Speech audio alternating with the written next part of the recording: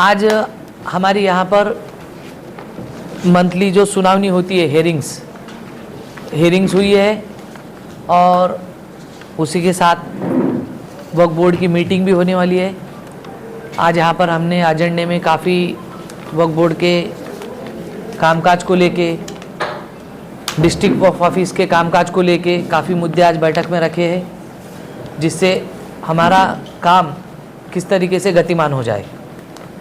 और दूसरी बात कि हमने पंचक्की के, हमारा जो मुख्यालय काफ़ी सालों से पंचक्की में था महाराष्ट्र स्टेट वक्फ बोर्ड का, उसमें के कुछ सेक्शंस को जहाँ पर बहुत परेशानी उठाना पड़ रही थी, जगह की किल्लत होने की वजह से, कमी होने की वजह से हमारे स्टाफ को बैठने को जगह नहीं थी, और कुछ सेक्शन को हमने हज हाउस बिल्डिंग में कुछ गुज़िश्ता 4-5 दिनों पहले शिफ्ट किया।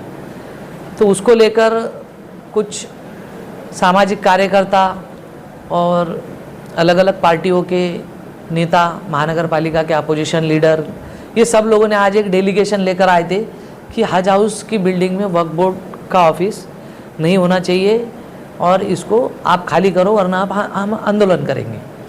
तो हम लोगों ने उनके साथ चर्चा की, गुफ्तगू की कि उनका कहना ये था कि हज हाउस का जो मकसद है वो मकसद के लिए ये बिल्डिंग का इस्तेमाल होना चाहिए, इसको आपने एडमिनिस्ट्रेटिव बिल्डिंग बना दिया।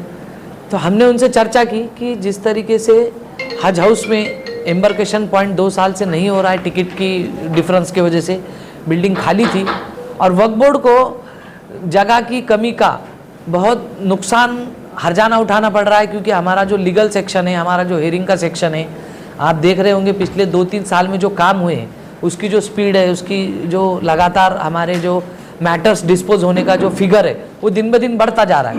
उसके बाद हमने रिक्रूटमेंट की, पहले स्टाफ भी कम था, अब ये स्टाफ बड़ा है, काम बड़ा है, तो इनकम बड़ी है, तो उसके साथ जगह भी तो बड़ी लगेगी कामकाज करने के लिए, तभी तो हम लोगों को सेवाएं दे सकेंगे।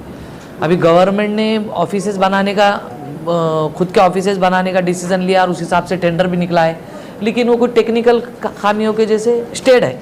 तो हमने डेलीगेशन से वही कहा कि जिस तरीके से आप जद्दोजहद हज हाउस के लिए कर रहे हैं, उसी तरीके से वक्फ बोर्ड भी माइनॉरिटी का इदारा है, इसकी भी जद्दोजहद आपको करना पड़ेगी। हमने काफ़ी सकारात्मक उनके साथ चर्चा की और उन्होंने भी बहुत सपोर्टिव भूमिका ली है और 3-4 ऑप्शंस हमने आपस में तय किए, उसको आज हम रिजोल्यूशन लेकर पेपर पर भी लाने वाले, कि जैसे कि इसकी बिल्डिंग स्मार्ट सिटी की बिल्डिंग है, उसके बाद जो है तो एक जल संपदा विभाग की जो है उसकी एक बिल्डिंग है, और तीसरा हमारे पास एक प्राइवेट बिल्डिंग रेंट पर लेने का भी ऑप्शन है, जिसका हम जो है तो एक पब्लिकेशन जो है तो पेपर में देने वाले हैं कि हमारे पास स्ट्रेंथन फंड के नाम से गवर्नमेंट से पैसा आता है, जो काफ़ी पहले 2 करोड़ 3 करोड़ आता था, जिसमें से आधे पैसे वापस जाते थे, लेकिन अल्हम्दुलिल्लाह हमने पिछले 2 साल से गवर्नमेंट का फंड इस्तेमाल किया, यूटिलाइज़ किया। तो इस साल गवर्नमेंट ऑफ महाराष्ट्र ने 15 करोड़ का तो सिर्फ प्रोविज़न किया है। ये सबसे बड़ी खुशी की बात है कि हमारे पास ये पैसा है। ये कई के लिए दिया है, हमको स्ट्रेंथन के लिए दिया, हम इसका रेंट भर रहे हैं, अभी मुंबई ऑफिस का है या और भी दीगर ऑफिसेस का। तो ये महाराष्ट्र वक्फ बोर्ड एक ऐसा वक्फ बोर्ड है जो सबसे ज़्यादा प्रोविज़न लिया गवर्नमेंट से इस साल। 29 वक्फ बोर्ड है ऑल इंडिया के अंदर, किसी भी वक्फ बोर्ड का इतना बड़ा प्रोविज़न किसी भी स्टेट ने नहीं किया है। तो ये हमारी वक्फ बोर्ड की जीत है कि हम जो है तो काम रफ्तार से कर रहे हैं, लोगों के काम हो रहे हैं, इनकम बढ़ाने का काम कर रहे हैं। तो इस तरीके से हमने उनको कन्विंस किया है कि जिस दिन भी यहाँ पर एम्बार्केशन पॉइंट शुरू होगा या हज हाउस का काम असल में यहाँ पे चालू होगा, तो हम उस दिन एक दिन में हमारा यहाँ से ऑफिस खाली कर देंगे, या फिर कोई और जगह हमें मिलती है तो उसी वक्त हम यहाँ से शिफ्ट हो जाएंगे। हमने उनको ये बता दिया और हमारी अच्छी डिस्कस हुई आपस में। उन्होंने भी हमको हमारे इस मामले में सपोर्ट करने का वादा किया कि जल्द ही हम अपनी जगह वक्फ बोर्ड की, स्मार्ट सिटी की हो या फिर जल विभाग की हो, किसी न किसी जगह में हम खुद की जगह में जाएंगे इंशाल्लाह। तो ऐसा सुनने में आ रहा है मैटर हमारे बोर्ड पे है और 21 मैटर में से तकरीबन आधे मैटर हमने डायस पे डिक्लेयर करे, जो पेंडेंसी हमने क्लियर करने की कोशिश की है। आधे हल हो गए। Yes on dais. पिछले टाइम मेरे ख्याल से यही 5 हुए थे, 5। नहीं, पिछले टाइम 11 हुए थे। 11 अभी भी 11 11 ही है। हाँ 11 ही है, लेकिन उसमें 10 हो गए। 10 10 दिए थे, अभी ये वाले को 11 है। सही है, अच्छा। यानी सर, आपने पहले पीछे बात नहीं बताया। पहले ऐसा होता था कि अपन मैटर हेयर कर लेते थे और फिर महीना 1.5 महीने के बाद में ऑर्डर देते थे, लेकिन अभी चेयरमैन साहब की अध्यक्षता के अंदर नए सी और बोर्ड के साथ में मिल के यानी सेम टाइम हम ऑर्डर ठीक है। मैटर हो गए ना, उसको बताइए। नहीं, हमारे पास हियरिंग में जो होते मैनेजमेंट को लेकर रहते, चेंज रिपोर्ट होता है, स्कीम होती है, आपस का कमेटियों का झगड़ा होता है। एक विषय आपने पिछले बार बताया था कि 1600 जो प्रॉपर्टीज है उनकी नोंदनी नहीं हुई, उसके बारे में आप लोग आगे कुछ कार्रवाई करने वाले हैं, तो क्या कार्रवाई करने वाले हैं? और वो 1600 को पैसा रिलीफ दिए, क्या उनको वक्फ ट्रिब्यूनल के पास ही जाना पड़ेगा और उसके वही रास्ता है? क्या आप कैसे?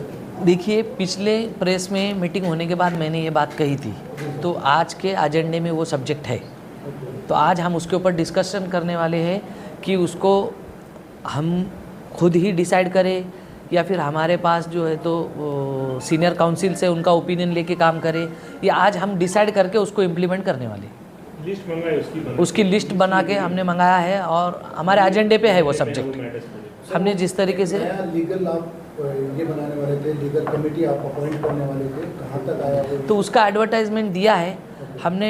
रिटायर्ड डिस्ट्रिक्ट जज की मांग की थी, तो उसमें से कुछ लोगों के एप्लीकेशंस आए हैं। अभी तक एक ही रिटायर्ड डिस्ट्रिक्ट जज ने एप्लीकेशन दिया है, और जो लीगल ऑफिसर है वो मेरे ख्याल से काफ़ी एप्लीकेशन है उसके। कितने हैं? 30 तारीख तक एप्लीकेशन का टाइम है। तो मैं आपके माध्यम से जो है जितने भी एक चीज़ मैं आपको बताना चाहूँगा आपके माध्यम से, कि आप भी अपील करें कि जितने रिटायर्ड डिस्ट्रिक्ट जज है, तो हमें उम्मीद के हिसाब से सिर्फ एक ही एप्लीकेशन आए। 30 तारीख तक कम से कम 2-4 एप्लीकेशन रिटायर्ड डिस्ट्रिक्ट जज के आए, तो उससे हमारा जो लीगल कामकाज है, जो हेयरिंग सेक्शन और दूसरा सेक्शन होता है लीगल मीन्स जो कि हमारे tribunal, high court, supreme court में जो केसेस है उसको हैंडल करने के लिए, तो ये 2 रिटायर्ड जज जो हमने मांगे हैं, वो आपके माध्यम से मैं उन सब रिटायर्ड जस्टिस लोगों को जो है अपील करना चाहूँगा कि वो वक्फ बोर्ड के लिए आए सामने काम करने के लिए। हाँ, 30 जून एप्लीकेशन की डेट है। ऐसा फुलदाबाद से दौलताबाद अब्दीमंडी होते हुए एक रोड बन रहा है, मतलब एक्सप्रेस हाईवे, उसी कुछ जमीन इनामी जमीन आ रही है उसके अंदर, और इनामी जमीन का पैसा एमएसआरडीसी अब क्या हैंडल करने वाला है, वो कहाँ तक पैसा कितना मिलने वाला है, उसका क्या सोचते? देखिए, लैंड एक्विजिशन का जो है ना स्पेशल प्रोविज़न है अपने एक्ट में, सेक्शन 91, बराबर? हाँ, सेक्शन 91 के तहत वो लैंड एक्विजिशन होता है, और उसका जो पैसा है, पहले ऐसा था, ये बोर्ड बनने से पहले 2021 के पहले कोई भी ट्रस्टी अपना उसके पास जो भी प्रूफ होता था वो देता था और खुद के अकाउंट में पैसा लेता था। लेकिन हमने 2022 से 23 में, मैं पक्का नहीं अंदाज़ा बता रहा हूँ, हमने ये गवर्नमेंट से एक GR निकाला कि जो भी लैंड एक्विजिशन में ज़मीन जाएगी, जिसको भी जाएगी, मतलब MIDC हो या फिर गवर्नमेंट अंडरटेकिंग बॉडी हो, रोड हो, तो ये पैसा पहले वक्फ बोर्ड के अकाउंट में आएगा। वक्फ बोर्ड वेरीफाई करेगा कि वो मुतवल्ली है या कमेटी है, उसके बाद वो पैसा, और उनका कंसेप्ट क्या है, पैसा क्यों चाहिए उनको, वो अगर समाज उपयोगी खर्च करने वाले होंगे तो ही पैसा हैंड ओवर होगा। तो वो GR के वजह से हमारा जो है, इससे पहले जितना भी पैसा के ऊपर जो अफरा तफरी हुई थी, तो पिछले 4 साल में लैंड एक्विजिशन का 1 रुपया भी हमने वेस्ट नहीं होने दिया या किसी को चोरी करने नहीं दिया। 2016 का जो GR था उसमें मुतवल्ली को हटा के वक्फ बोर्ड डाल दिए थे, फिर मुतवल्ली दोबारा कैसे आ गए? 2016 के GR का यहाँ इम्प्लीमेंट चालू है, काफ़ी हमारे 7/12 और रेवेन्यू डॉक्यूमेंट पे हमारे नाम लग चुके हैं। अभी कुछ इदारे बाकी है, मैं नहीं बोल रहा हूँ कि 100% इम्प्लीमेंट हुआ है, लेकिन रेवेन्यू डिपार्टमेंट के कुछ डिस्ट्रिक्ट में जो है ना अफसरान से हमको कोऑपरेशन नहीं मिल रहा है, तो उसके लिए भी हमारी एक रेवेन्यू मिनिस्टर बावनकुळे जी से हम डेलीगेशन करके मिलने वाले कि एक GR ऐसा डायरेक्शन वाला निकाले कि इसका इम्प्लीमेंट थोड़ा सा 100% किया जाए। सर, ये 2022 से लेकर अभी तक कितना पैसा आप लोगों ने बचाया है लैंड एक्विजिशन या फिर रिजर्वेशन? कितना पैसा आपने रुका के रखा है या फिर आपने यूज किया? नहीं, अभी ये फिगर मैं अभी आपको नहीं दे सकता, लेकिन काफ़ी सारी जितनी भी लैंड एक्विजिशन में ज़मीन गई है उसका सारा पैसा जो है तो वो होल्ड पे है। अभी उसके लिए हमने स्पेशल एक 2023 में मीटिंग ली थी, जब हमारे फडणवीस साहब DCM थे, कि उनके पास 2012 से मैं कंटिन्यू मान रहा हूँ कि रोड एक्विजिशन में, रोड वाइडनिंग में कितनी जमीन गई, कितना पैसा होता है उसका कोई वही बता रहा हूँ उसके बोर्ड की तरफ से हमेशा गोलमोल जवाब दिया जाता है, क्या वजह है? नहीं, वजह ये है कि भाई पैसा हमारे पास है ही नहीं ना, वो पैसा गवर्नमेंट ऑफ महाराष्ट्र के PLA अकाउंट में है। हमने उनके साथ एक बैठक भी की थी, उस टाइम DCM थे फडणवीस साहब, उन्होंने रेवेन्यू डिपार्टमेंट को इंस्ट्रक्शन दिया था कि ये सब चेक करे कितना पैसा है इनका, और अगर लीगल इशू कोई नहीं है तो वक्फ बोर्ड को हैंड ओवर करे। लेकिन वो तो होना चाहिए ना आपके पास। तो अभी हमारा नेक्स्ट वीक में जो मैंने अभी आपको मसले बताया ना कि लैंड एक्विजिशन को लेकर या फिर वक्फ बोर्ड की जगह को लेकर, हमने एक मीटिंग मांगी है ऑनरेबल CM साहब से और ऑनरेबल रेवेन्यू मिनिस्टर साहब से। जैसे मीटिंग मिलती है हम सारे ये चीज़ों के लिए डायरेक्शंस लेने वाले हैं। और PLA अकाउंट में जो पैसा पड़ा है लगभग मुझे लगता है 500 करोड़ से ज़्यादा होगा वो। तो वो पैसा अगर हमारे पास आता है तो हम उससे कुछ ना कुछ एक अच्छा वो इंस्टीट्यूट्स को विश्वास में लेकर, जिन इंस्टीट्यूट का पैसा है, कोई अच्छा प्रोजेक्ट हम समाज के लिए खड़ा करने का प्लान है। उसके लिए आप लोग विप्लान करने वाले हो कि भाई हमारी इतनी ज़मीन के लिए इतना है, वो उसका कुछ बनेगा, आप लोग बनाएंगे कि भाई? वही तो बता रहा हूँ, डिस्ट्रिक्ट वाइज उसका अब्स्ट्रैक्ट बनेगा। अभी पहले हमारे डिस्ट्रिक्ट में ऑफिस ही नहीं थे, अभी बन गए तो अब्स्ट्रैक्ट बनना चालू है डिस्ट्रिक्ट वाइज कि हर डिस्ट्रिक्ट में हमारा लैंड कितना गया है, वो अब्स्ट्रैक्ट के हिसाब से हम गवर्नमेंट के साथ बात करेंगे। मीटिंग में रखना पड़ेगा ना आपको? नहीं, मीटिंग में भी रख सकते हैं, वो तो एडमिनिस्ट्रेटिव वर्क CO को डायरेक्शन दे सकते हैं।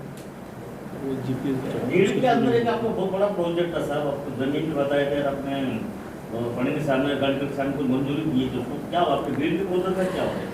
वो जिस ज़मीन पे हम करने जा रहे हैं उसमें कुछ लीगल लिटिगेशंस आपको पता है, जैसा भी हमारा वक्फ बोर्ड का ऑफिस का वो भूमि पूजन हुआ था, वक्फ ट्रिब्यूनल में स्टे आ गया।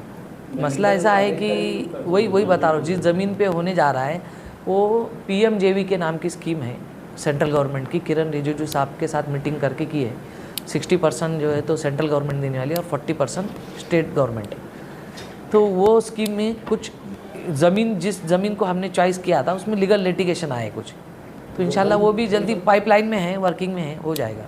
फुटबॉल का भी जैसा कि आपने सेंट्रल की स्कीम का बताया PMJV के, तो ऐसी कितनी स्कीमों पे अमल हो रहा है महाराष्ट्र में सेंट्रल के कोऑपरेशन से, कोऑर्डिनेशन से? देखो स्कीमें तो बहुत है माइनॉरिटीज़ की, लेकिन छोटी छोटी चीज़ों के ऊपर अटक जाती है। तो मैं आपके माध्यम से समाज से अपील करूँगा कि वो लोग अगर हमारे सपोर्ट में आकर खड़े रहे, कुछ लिटिगेशन तो बहुत छोटे छोटे होते हैं, सामाजिक इन्वॉल्वमेंट से भी वो सॉल्व हो सकते हैं, लोकल पॉलिटिशियन से भी सॉल्व हो सकते हैं। ये सब लोग अगर हमारे साथ आकर खड़े रहते तो ये प्रोजेक्ट को फास्ट करने में हमको आसानी होगी। फुटबॉल स्टेडियम भी पेंडिंग में है सर, वही लिटिगेशन है। आपने बच्चों को फंड देने का मतलब जो बच्चे पढ़ने के लिए विवाह का टीमों का PhD किया था, यस चालू, उसमें कुछ एप्लीकेशंस आए हैं, अभी उनको चेक दे रहे हैं हम, लेकिन जितना हमको रिस्पांस चाहिए उतने एप्लीकेशन नहीं आए। मेरे ख्याल से 5 एप्लीकेशन आए सिर्फ मांग के। 5 स्टूडेंट्स को इसके अंदर आप लोग देने वाले? नहीं, हाँ। 5 एप्लीकेशंस आए सिर्फ, तो उस पर जो अपील करे थे तो only 5 application have been received. Criteria उसका लोग नहीं ऐसा नहीं है। देखो उसका क्राइटेरिया सिंपल है, कोई भी लड़का अपने डिस्ट्रिक्ट वक्फ ऑफिस में एप्लीकेशन करता है, हमारा डिस्ट्रिक्ट वक्फ ऑफिसर उसके घर जाएगा, वो इंक्वायरी करेगा कि वो एलिजिबल है कि नहीं, उसकी फाइनेंशियल कंडीशन सच में है नहीं है, उसके बाद वो रिपोर्ट करेगा, रिपोर्ट आने के बाद हम उसको चेक इशू करेंगे। कौन से कोर्स के लिए? PhD के लिए। साबू से जो मुसाफिर खाने का मैटर जो चला था उसका कोर्ट में नहीं, वो तो कोर्ट में है ना, सुप्रीम कोर्ट में कोर्ट में मैटर पेंडिंग है, उसके कोई कमिटी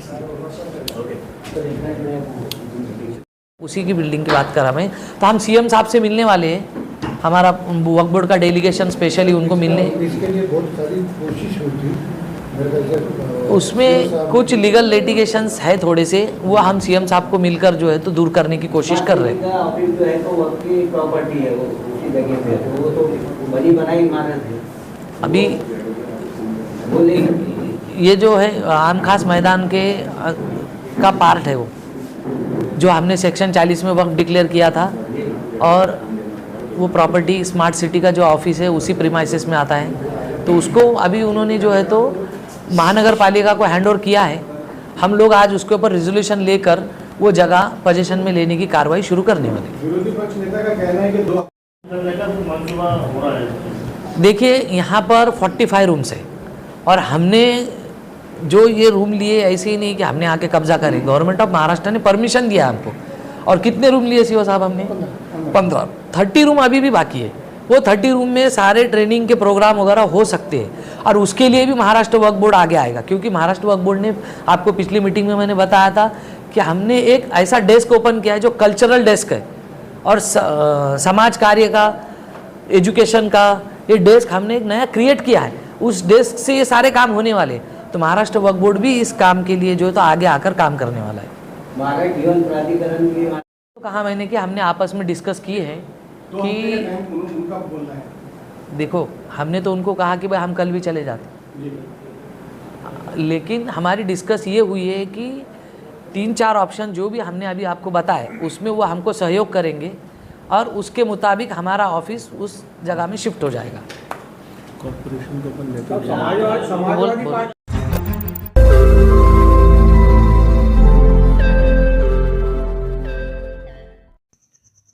रोज नई खबरों को देखने के लिए हमारे औरंगाबाद समाचार चैनल को सब्सक्राइब कीजिए और नोटिफिकेशन पाने के लिए हमारे बेल आइकन को दबाइए ताकि हर खबर की नोटिफिकेशन आपको मिलती रहे।